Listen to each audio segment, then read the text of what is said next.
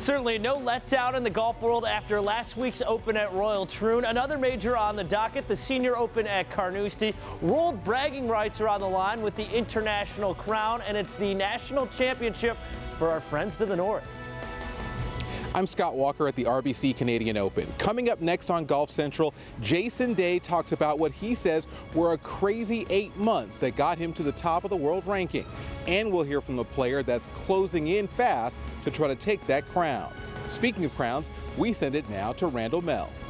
Coming up from the UL International Crown, I'm going to share the story of Kari Webb and how she nurtured the next generation of women's golf in Australia without knowing what it would cost her. Now across the pond to you, Todd. I'm in Carnoustie, Scotland, site of the 30th Senior Open. John Van de Velde returns to the scene of his most infamous moment with a great attitude, and Bernard Langer is chasing senior major championship history. You'll hear from them and much more on Golf Central, which starts right now.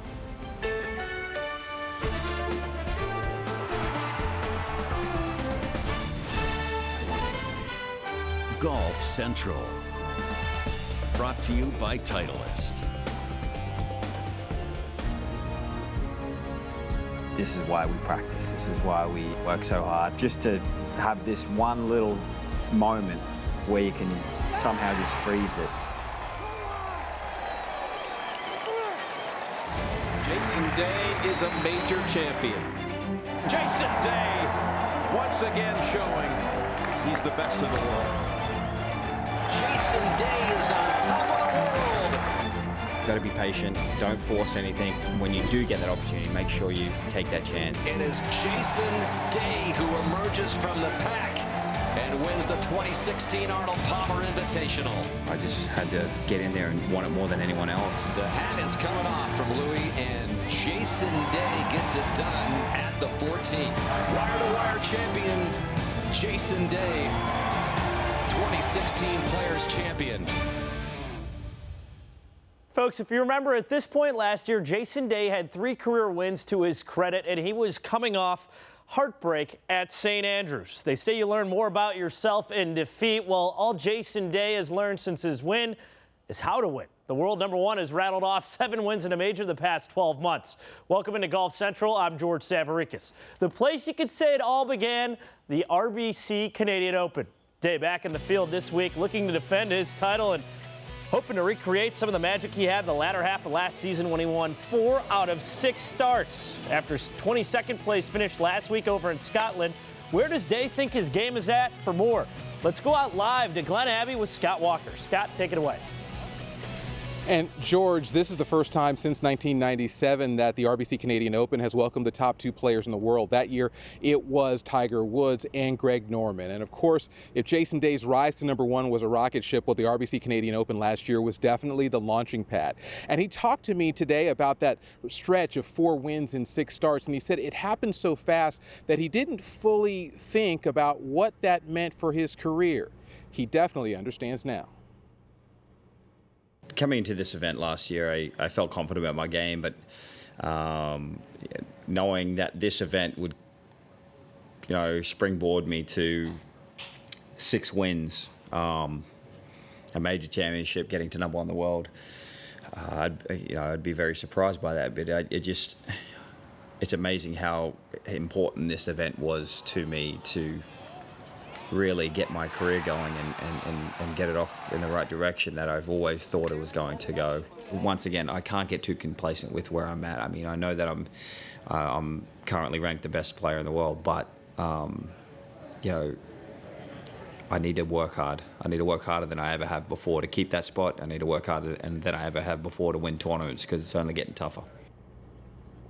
Later on, when Day talked about avoiding complacency and remaining #1, he spoke specifically about Dustin Johnson. And we'll hear from the second-ranked player in the world a little bit later in the show. But for now, let's send it back to Orlando and George as we discuss more about Jason Day's 2015 success. All righty, thank you, Scott. With the guy who's won on the PGA Tour, Golf Channel analyst Brian Bateman. What a run that the world #1 has been on. What was the turning point for him to get to where he is? you know, it's easy to say that the putt that he left short at St. Andrews could have been the biggest putt of his career just because of what it did for his confidence. He was coming in off a top 10 at the U.S. Open, coming in with a lot of confidence, played extremely well all week at St. Andrews, and then it all comes down to this on 18, 25 feet, and he leaves it short. You can see the emotion. It's just, it was a draining end to a solid week for Jason Day. So remember, they finished on a Monday. So they all take off to the RBC for the next week. Short week for the players. Similar putt on 18. This time he does not leave it short and makes it. And like you said, George, wins 6 out of the next 20 starts. A WGC, a PGA, a couple of FedEx Cup events. So that putt right there at the Canadian Open was huge for his confidence. And I think because of that, he became a different player. That certainly has been the case. The numbers that you said bear it out. And Jason Day, the headliner in this field, but there's a lot of other big names who are also teeing it up at Glen Abbey. That 1-2 punch aforementioned Jason Day, Dustin Johnson, Matt Kuchar, Brandt Snedeker, a couple of young guys in John Rahm and Bryson DeChambeau who already have had some big weeks so far as pros in 2016. Let's once again go out live to Scott Walker, and what a year it's been for number 2 Dustin Johnson, the win at the U.S. Open, then the WGC Bridgestone. What type of momentum is DJ riding into the RBC Canadian Open? Well, it's a ton of momentum, George, and of course, he's in a very similar position that Jason Day was last year, that kind of a stretch. Those 2 wins in the last 5 starts, he's had top 10s in all of those. So as we spoke to Dustin Johnson today, he said, look, I'm very, very confident, much more confident than he was even going into the win he had at Oakmont. One of the things is, you know, when I'm especially teeing it up in a major, you know, I'm not still trying to get that first one. So I know what it takes. I know I got what it takes to get it done. So that's obviously gives me a lot of confidence when I'm out there playing. But I mean, yeah, I always feel like I'm pretty relaxed out there. I try to stay positive and enjoy the day. Sometimes I don't, but most of the time I do. But yeah, definitely winning. It's definitely, you know, just increase my confidence and, you know, maybe even relax me even more. One point to remember, Dustin Johnson was the runner-up the last time he played here in Glen Abbey in 2013. One more note as well, RBC, the tournament sponsor, announced today that they are extending their title sponsorships of both the Canadian Open and the Heritage. Those will extend it to 2023, and PGA Tour Deputy Commissioner Jay Monahan was here, said that they expect, George, that the RBC Canadian Open will maintain the date it's had for the last decade after the Open. All right, definitely some good news for the tour. Here's a closer look at how Glen Abbey Golf Club will play from the Golf Course Superintendents Association of America. The rough is playing 3 inches deep while the greens are rolling around 12 plus on the stent meter. Well, from north of the border to just outside the Windy City, where we have some serious bragging rights on the line with the UL International Crown. It's been 2 years since Spain won the inaugural edition of this event. For a reminder, here's the format for the UL International Crown. There are 8 countries seeded and separated into 2 pools of 4. Thursday through Saturday, 4-ball matches are in pool play with 2 points for a win, 1 point for a tie. On Sunday, it gets exciting. 5 teams compete in singles play with the total points earned through Thursday through Sunday determining the champion.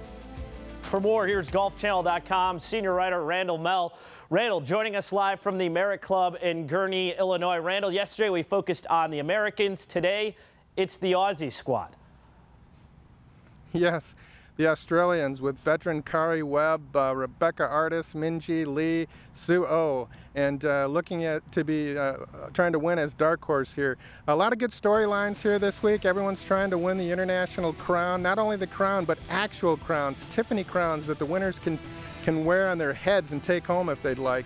Lots of good stories. Kari Webb is probably the most compelling story, though.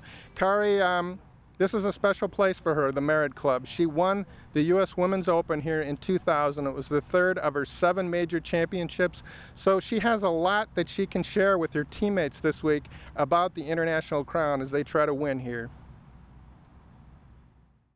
Well, it's great to be back here. I haven't been back to the Merritt Club since 2000. So it's been a nice trip down memory lane for me, and just remembering, you know, that week of the US Open in 2000, and obviously the course is not set up US Open style, which I think we're all pleased about. You know, this event should have a lot of low scores being shot in the best ball format and lots of birdies, and that's how it's set up. I'm actually paired with Kari tomorrow. She won the US Open here 2000, so we have a winner in the group already. I'm just, you know, trying to see what she does, and I just, you know, I've always wanted to play in a team with Kari, and she's just a really amazing role model. Obviously, it would be nice to have a fast start and have wins on the board early, but like Webby said, it doesn't matter if you're not having a good time. So, yeah, let's have a good time and play well as well. Yes, some irony here this week for Kari Webb, the veteran, the Hall of Famer in this group. You know, Kari has devoted herself to nurturing the next generation of women's golf.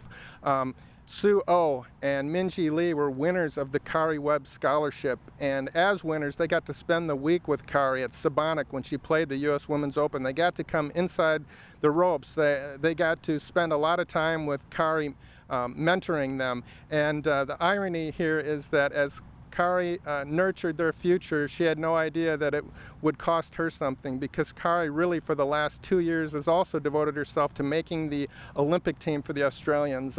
She's accomplished pretty much everything in women's golf, but she really wanted to make the Olympic team, and it turns out that Sue Oh and Minjee Lee passed her in the rankings, that they took the 2 spots for the Australians and the Olympic team. So that was really hard on Kari. It was tough after the U.S. Women's Open when qualifying ended. You could see how hard it hit her, but at the same time, you know, she's been great with these young players all week. She even was at the Women's Open. She played practice rounds with Sue Oh to help her make her way around there. So, you know, irony for Kari, but she's handling it beautifully this week, and there's that great consolation of seeing the future grow because of her.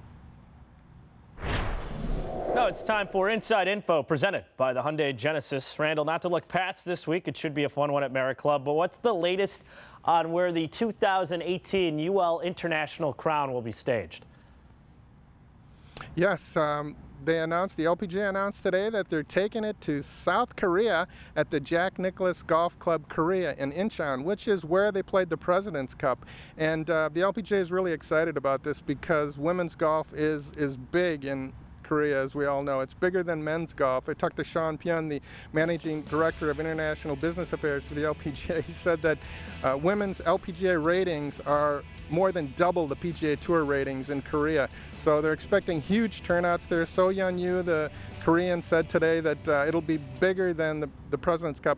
And she said it'll be more fun because the women's fashion sense is so much better. So Mike Wan, the LPGA commissioner, said the growth of the International Crown will go to hyperspeed when they take it to Korea. It'll be like a Super Bowl of women's golf there.